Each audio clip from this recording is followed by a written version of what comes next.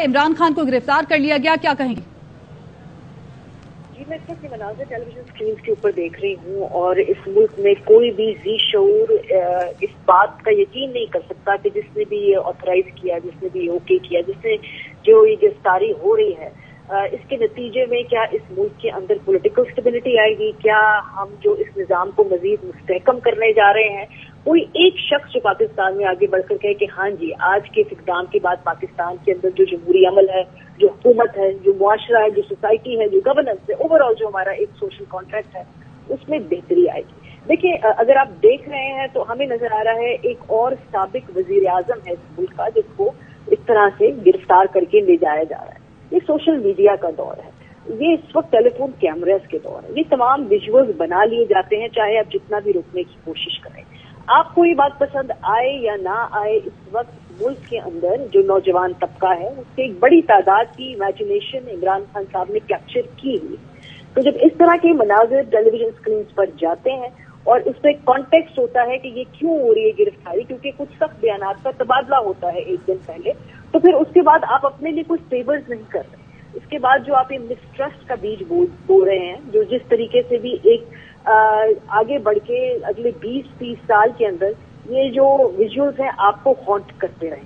देखिए, पीडीएम की हुकूमत इस एजेंडा के साथ आई थी कि इमरान खान साहब का दौर फस्तायत का दौर था, मुखालिफिन को गिरफ्तार किया जाता था और इस तरीके से जो नैब जैसे इदारों को इस्तेमाल करके गिरफ्तार किया जाता था या करवाया जाता था। तो ये आज मारिया, लेकिन राना सनाउल्लाह साहब की जानिब से ये कहा जा रहा है कि गिरफ्तारी से पहले इमरान खान को नोटिस जारी किए गए थे, लेकिन वो पेश नहीं हुए, इसीलिए उन्हें गिरफ्तार किया गया। देखिए, अगर आप मैं वो वारंट देख रही थी, 1 तारीख को वारंट साइन किया गया है और आज तक अगर उनके वकला को ये मालूम नहीं था तो इनकी कानूनी टीम की स्ट्रैटेजी की कोताही हो सकती है, इसका जवाब वो नहीं। लेकिन क्या हम एक कह सकते हैं कि चूंकि इमरान खान साहब को 1 तारीख को वारंट जारी होता है और वो सिर्फ पेश नहीं होते, सिर्फ उसी वजह से इमरान खान साहब गिरफ्तार हो रहे, तो उस मुल्क में कोई भी ये मानने को तैयार नहीं होगा। ये पॉलिटिकल विक्टिमाइजेशन है, इस मुल्क में माजी में भी होती रही है और इस वक्त भी हो रही है, और इसका सिर्फ और सिर्फ मकसद ये है कि इस वक्त किसी तरीके से पॉलिटिकल पॉपुलर लीडरशिप को कट टू साइज किया जाए, जो कि इस वक्त इमरान खान साहब की शक्ल में है।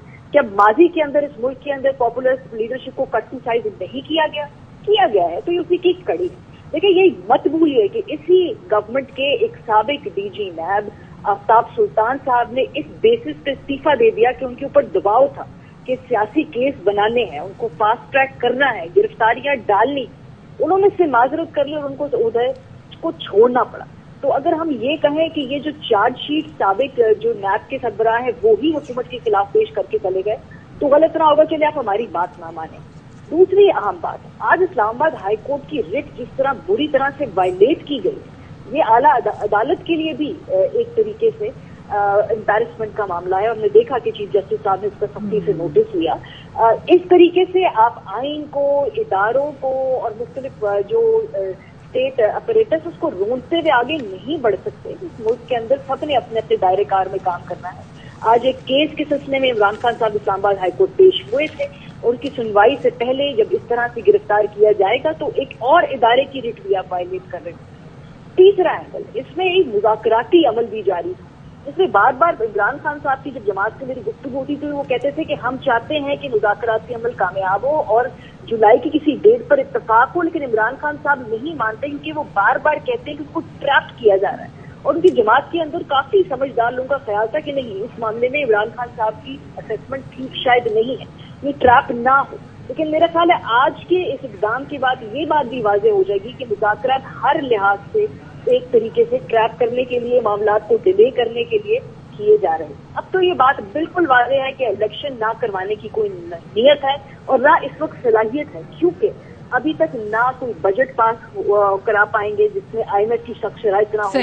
उसके बाद क्या इलेक्शन में जाएंगे? मारिया साथ रहेगा, काशिफ अब्बासी को भी शामिल गुफ्तगू करेंगे। काशिफ, वजीर दाखिला राना सनाउल्लाह से अभी हमारी बात हुई थी, उन्होंने कहा कि इनको नोटिस जारी किए गए थे, बार बार तलब किया गया था, पेश नहीं हुए, इसलिए गिरफ्तार किया।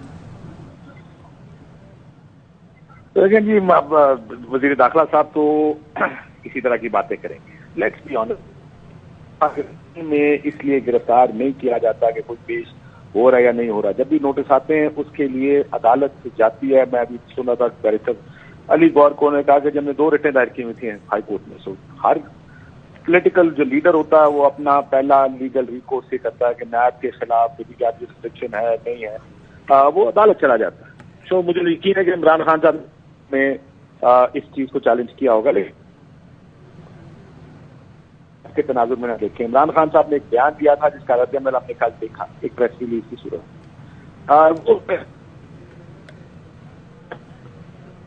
آنے والا ہے. ورنہ سوچیں کہ کب آخری دفعہ رینجرز نے کسی سیاستدان کو گرفتار کیا تھا نیب کے بیان سے. سب اگر رینجرز نے گرفتار کیا تو وفاقی حکومت سے اس کی اجازت لی گئی ہو. وزیر داخلہ صاحب جو یہ کہہ رہے ہیں کبھی آ کے آپ کے پاس انہیں جو گفتگو کی کہ ان سے پوچھنا چاہیے تھا کہ کیا آپ نے اجازت دی تھی نیب کو رینجرز کو کہ عمران خان صاحب کو گرفتار کریں. تو ایک کام تو بنیادی طور پہ عموماً پولیس کرتی.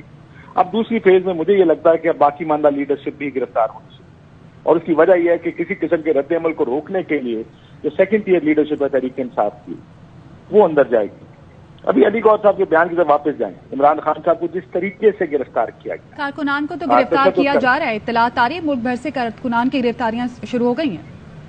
دیکھیں یہ تو ایک انسٹنٹ ریاکشن ہے جب ورکر سڑک پہ آ جاتا ہے, لیکن ابھی جو سیکنڈ ٹیئر لیڈرشپ ہے وہ کسی نہ کسی لائے عمل کا اعلان کرے گی.